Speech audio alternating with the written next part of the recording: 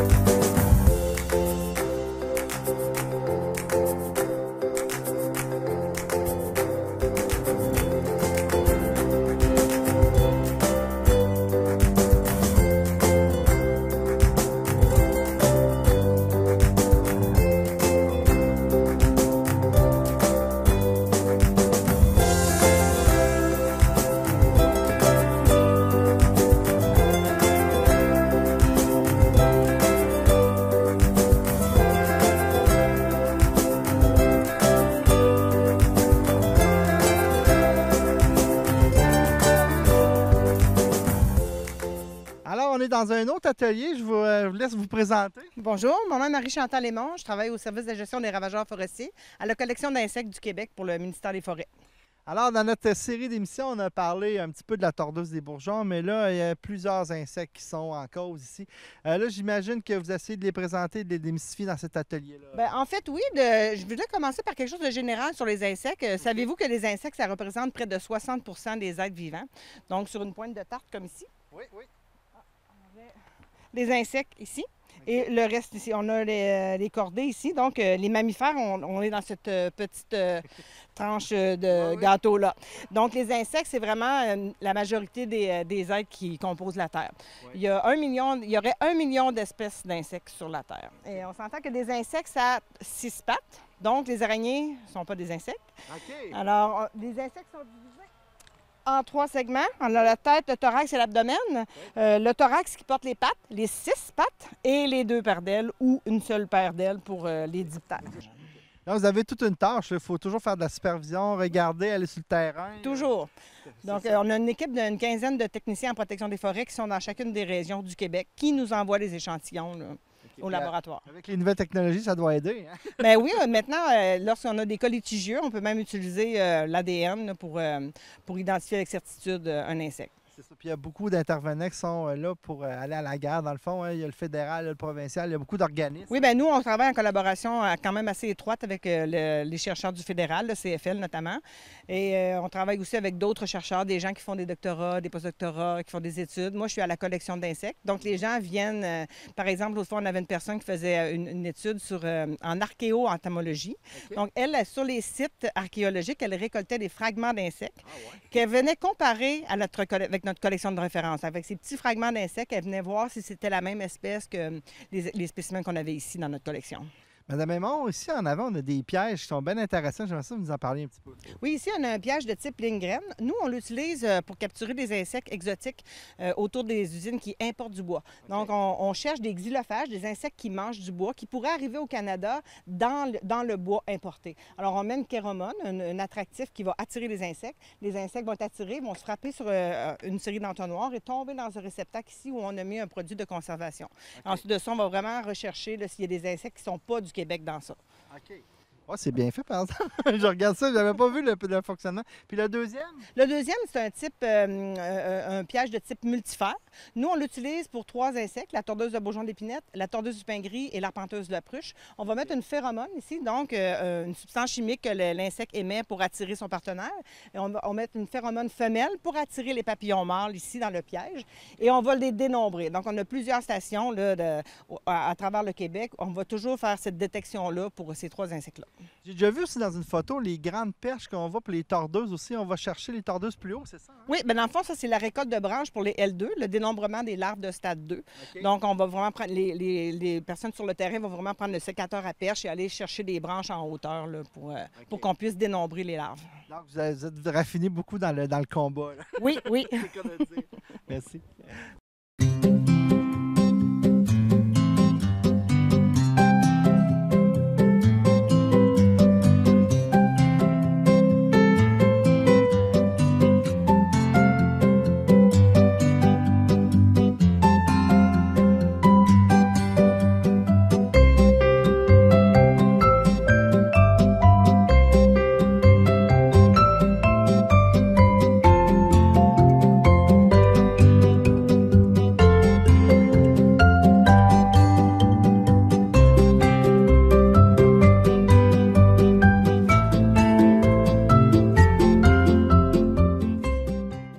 Alors, on poursuit notre visite des ateliers. Alors, je vous présente.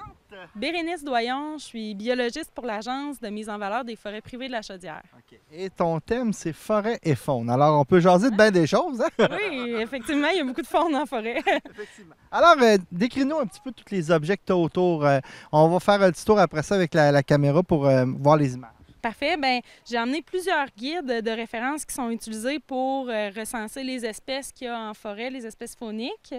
J'ai aussi apporté des crânes, des fourrures, des crottins, des traces, des pistes, une bûche qui a été excavée par le Grand Pic, du poil, des plumes, plusieurs indices que la faune nous laisse en forêt. Dans le fond, c'est ça, c'est pas juste de se promener en forêt, c'est d'observer, de remarquer et de voir toutes les traces qui sont là. Bien, exactement, c'est la prémisse de base. Il faut connaître les espèces fauniques qui utilisent la forêt pour mieux l'aménager pour ces espèces-là ensuite. Effectivement. Là, ça m'intrigue ton petit tapis à terre, là, première des choses. Après ça, on va aller au livre, là, mais ça c'est pas un endroit où on peut se coucher là-dessus. Là. Non, non, en fait, j'invitais les gens à s'asseoir avec moi pour faire un petit jeu que j'ai monté avec des cartons, des questions, puis on place les réponses sur les cartons. Là. OK. Puis là, ben c'est ça, je vois, là, on ne fera pas le jeu au complet, mais dans le fond, on parle beaucoup des habitats, des traces. Parle-nous un petit peu du jeu. Oui, exactement. En fait, j'invitais les gens à identifier par rapport à la forêt qui nous entoure en ce moment, quelle espèce faunique pourrait utiliser l'endroit. Okay. Puis ensuite, ben, on imaginait si on avait des travaux forestiers à faire dans cette forêt ici, okay. Ce serait quoi les mesures d'atténuation qu'on inclurait pour favoriser la faune aussi. Donc, on aurait pu conserver certains secteurs intégrales. Par exemple, si les gens me ressortent souvent qu'on pourrait conserver des conifères parce qu'on est dans une forêt à dominance feuillue. Puis les conifères offrent un abri différent par rapport aux feuillus. On peut aussi, par exemple, conserver des chicots. On parle beaucoup du bois mort, les fameux arbres laissés debout qui ont une valeur faunique presque plus riche une fois morts que lorsqu'ils étaient vivants. Fait qu'ici, on avait quelques chicots, fait que les gens m'ont identifié ça aussi comme une mesure d'atténuation qui peut être intégrée aux travaux forestiers. Oui, on m'a déjà dit dans une autre émission que même un arbre mort a beaucoup de vie. Oui, exact. Exact, c'est vrai. Puis d'ailleurs, entre autres pour les pics-bois, hein, c'était important. Oui, les pics-bois, tout ce qui est insectes. Il y a certains mammifères aussi qui vont utiliser les structures pour installer leur portée, comme la martre, le pécan, tout ça. Là. OK. Ouais. Ouais, c'est pas mal intéressant. Parce que je veux faire le tour aussi. Tantôt, tu as parlé vite de tes livres, mais entre autres celui des traces d'animaux. Ça, c'est intriguant hein, parce que ça peut nous aider à savoir s'il y a des affaires pas trop recommandables. Oui, effectivement. Des fois, on peut tomber sur des pistes ou des traces fraîches d'ours. Fait que c'est sûr, ces guides-là, -là, c'est quand même lourd. Là. Il y a beaucoup d'indices. Par contre, moi, je fournis aux gens qui viennent à la formation aujourd'hui une espèce de tableau simplifié des besoins de la faune avec les traces. Ça, ils ont ça dans leur guide, là. Puis ils peuvent le réutiliser ensuite auprès de leurs élèves. Oui, c'est intéressant. C'est plastifié, quadrillé. Exactement. Ça donne vraiment un bon résumé, là, plus simplifié que les grosses rubriques qu'on trouve en librairie, là. C'est vraiment intéressant de voir justement qu'en se promenant en forêt, on peut voir beaucoup d'indices. On voit aussi les petits os ici, les crânes, tout ça. Ça, c'est peut-être plus rare à voir, par exemple. Oui, c'est ça. Ça prend des bons amis qui en trouvent en forêt pour te les laisser, là. J'ai un crâne de cerf, un crâne d'ours ici, une peau de lynx, une peau d'ours, une mandibule d'orignal. Oui, c'est ça. C'est pas chanceux, oui, effectivement. Il faut se tenir en forêt de façon régulière. Il y a une petite chose qui m'intrigue aussi, c'est ton morceau de bois ici. Pourquoi tu as amené un morceau de bois comme ça? En fait, c'était encore une fois pour démontrer l'importance des chicots en forêt. Donc, c'est une bûche qui a été excavée par les pics. Puis on voit la taille là, du trou d'excavation. Puis ça, c'est juste la moitié. Là. Il y en a vraiment encore le double. Puis là, ben, j'explique aux gens que ça, c'est un petit pic qui a quand même fait le trou. Fait que pour avoir des grands pics qui font un plus grand ménage dans notre forêt au niveau des insectes, bien, ça prend des gros chicots qu'il faut laisser sur place. Fait que des 30 cm et plus. Oui, effectivement. Puis bien sûr, tu parlais des excréments, tout ça, mais je vais juste vous montrer ça ici. C'est bien intéressant. C'est un beau petit fossile. Oui, exact. En fait, c'est pas un fossile, c'est du plâtre de Paris qu'on a pris en quincaillerie. Mais on a coulé du plâtre dans une trace laissée dans la boue, là. Puis ça permet d'avoir une trace vraiment nette, plus nette encore que celle qu'on retrouve dans la boue pour l'identifier après. C'est une activité qui est super le fun à faire avec des jeunes, puis qui coûte rien là, à faire, puis qui est vraiment pas longue. Oui, effectivement, ça doit être passionnant. Et je termine avec les plumes. Ça aussi, on en voit souvent dans une forêt. Oui, on a apporté des plumes. Celle-là, ça doit être une plume d'une espèce de rapace, une plume de vol, parce qu'il y a un côté plus court qui permet de fendre l'air. Puis en fait, je les ai amenés parce que c'est des signes phoniques qu'il faut vraiment ouvrir les yeux pour trouver, mais il y en a tout autour de nous, là. Ouais, j'ai vu dans tes livres de guide que tu en avais un sur les oiseaux aussi. C'est pas évident. Ça, c'est un auteur très important. Oui, exactement. Quand j'ai des projets, je m'entoure de bons ornithologues bénévoles. Il y en a qui sont très forts là-dedans, là. Oui. Alors, c'est sûr qu'on a résumé une demi-heure à un atelier. Hein, c'est quand même rapide. Merci beaucoup, Bérénice. On va laisser justement le groupe qui s'en vient, là, parce que ça leur a pris quelques minutes de ton temps. Merci beaucoup. Là. Merci beaucoup. Bonne journée.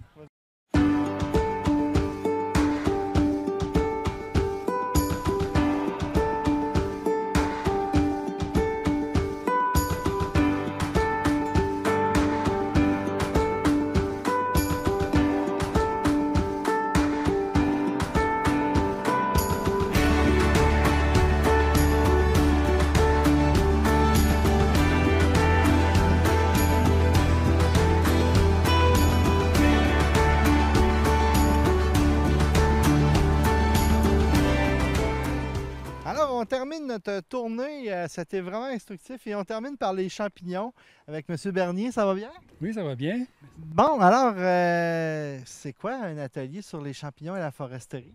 Bon, en fait, c'est l'occasion d'expliquer aux gens, d'une part, ce que sont les champignons de façon générale et quel rôle ils jouent dans la forêt. Et notamment pour les champignons. On connaît certains champignons qui causent des problèmes parce que ce sont des agents pathogènes, mais je leur parle également beaucoup de champignons, en fait, qui sont non seulement bénéfiques pour les plantes, mais qui, s'ils n'existaient pas, en fait, il n'y aurait pas de forêt. Parce que dans le fond, on peut voir des champignons microscopiques, on peut en voir des plus gros, mais effectivement, le champignon a une importance capitale dans le développement de la forêt. Oui, parce que notamment, je dirais, dans les forêts du Québec, notamment dans la zone boréale, on a des forêts, en fait, qui sont sur des stations très pauvres, où les sols sont très superficiels, pauvres en nutriments, et notamment en certains éléments minéraux, comme par exemple le phosphore. Et malgré tout, on voit des forêts, des grandes forêts. Et pourquoi? C'est parce que les arbres qui poussent dans ces forêts-là sont naturellement associés à des champignons qui colonisent leurs racines. Ces champignons, en fait, eux, ils vont aller explorer le substrat. Ils sont très bons pour aller chercher des éléments, justement, comme le phosphore. Ils peuvent aller le chercher très loin, eux, par leur réseau de filaments. Ils prennent beaucoup plus de phosphore que ce dont ils ont besoin. Et le reste du phosphore, ils l'échangent aux plantes en retour de sucre, parce que les champignons comme vous et moi, ils ont besoin de sucre parce qu'ils ne sont pas capables. Alors le sucre, c'est la source d'énergie et ben, ils doivent l'obtenir d'un autre organisme. Alors les champignons impliqués dont je vous parlais, qu'on appelle des champignons mycorhiziens, ben, eux, ils le font en association, donc je dirais gagnant-gagnant avec les plantes. Vous avez également des champignons comme les champignons pathogènes, qui, eux, vont également chercher le sucre chez la plante, mais dans ce cas-là, il n'y a pas d'échange. Les champignons pathogènes, ils vont tuer les plantes, souvent. Comme peut-être qu'on voit sur votre planche, c'est ça? En fait, ça, c'est un troisième type de champignons Bon. qu'on appelle... Alors ça, ce sont des champignons décomposeurs. Et j'aime bien dire aux gens, par exemple, autour de votre maison, si vous avez parfois vous avez un patio, une galerie en bois et vous voyez que le bois commence à s'effriter, souvent c'est à cause de champignons décomposeurs qui sont en train de digérer le bois de votre patio. Alors ça, c'est pas une très bonne nouvelle dans votre cas, mais encore là, ces champignons en forêt jouent un rôle fondamental parce que ce sont eux qui permettent le recyclage des éléments. Alors ici, s'il n'y avait pas de champignons décomposeurs, il n'y aurait probablement pas de forêt parce qu'on aurait en fait des empilements de bois qui resteraient là et il n'y aurait pas de place pour la régénération. Alors le rôle des décomposeurs, c'est de venir digérer les arbres morts. Et à ce moment-là, ça permet de remettre en circulation les éléments nutritifs et ça permet à la prochaine génération d'arbres de pousser. On en parlait justement dans l'autre atelier, de laisser des chicots justement parce qu'effectivement, il y a beaucoup de vie, dont les champignons qui sont là-dedans. Tout à fait, oui.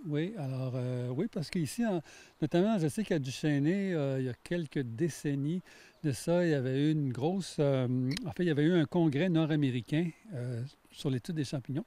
Et l'organisateur, qui était à l'époque M. René Pomerleau, qu'on considère un peu comme le père de la mycologie au Québec, avait amené tous ces chercheurs-là à Duchesnay. Ils avaient fait des récoltes vraiment fascinantes et les gens avaient été, je dirais, très impressionnés par justement la diversité d'espèces de champignons qu'on retrouvait ici. Alors, oui, donc des organismes qui ne sont pas toujours visibles à l'œil nu, mais qui sont, comme je dis, d'une importance primordiale pour nos forêts. Je suis sûr que nos auditeurs ils s'attendaient à ce qu'on vous parle des champignons qui sont comestibles ou non dans le bois. Ouais. Ça, c'est une autre science. Là. Oui, en fait, c'est une autre science qui, je dirais, qui est en plein essor au Québec. Ouais, traditionnellement, peu de gens osaient consommer des champignons au Québec, et ça, c'est très culturel. Contrairement, par exemple, à certains pays en Europe. Et d'ailleurs, je sais que il y a un dicton qui vient d'un pays européen que je ne me rappelle pas, mais qui dit que tous les champignons sont comestibles au moins une fois. mais bref, oui, donc, mais présentement, il y a un engouement. Il y a beaucoup d'ailleurs de cercles de mycologues amateurs au Québec. Ils ont par ailleurs mis en place un site web qui est phénoménal, qui s'appelle Myco-Québec, qui est très facile à trouver si vous tapez Myco-Québec, et qui répertorie maintenant, sur lequel on peut retrouver maintenant des illustrations et de la documentation de plusieurs centaines d'espèces de champignons, comestibles ou non. Alors, mais les espèces comestibles, oui, sont... Et puis, il y a plusieurs livres aussi là, pour décrire notamment les espèces comestibles au Québec, ainsi que quelques espèces toxiques là, qu'il vaut mieux éviter. Mais oui, donc, comme je disais, c'est quelque chose qui est en plein essor. Il y a aussi des gens qui... il y a un certain nombre de cueilleurs maintenant qui cueillent des champignons et d'autres produits là, de la forêt. Mais vous avez aussi, notamment dans la région je sais qu'il y a des gens dans la région de Kamouraska, eux-mêmes, qui ont mis en place des dispositifs en forêt pour cultiver en forêt même certaines espèces de champignons qui ont un très fort potentiel là, comme champignons comestibles. Notamment, vous avez un centre de transfert technologique en milieu collégial, Bioptère à la Pocatière, qui travaille beaucoup sur la filière justement des champignons. Comme entre autres avec l'idée que ce soit un revenu d'appoint pour certains agriculteurs qui pourraient cultiver des champignons dans leur lot forestier.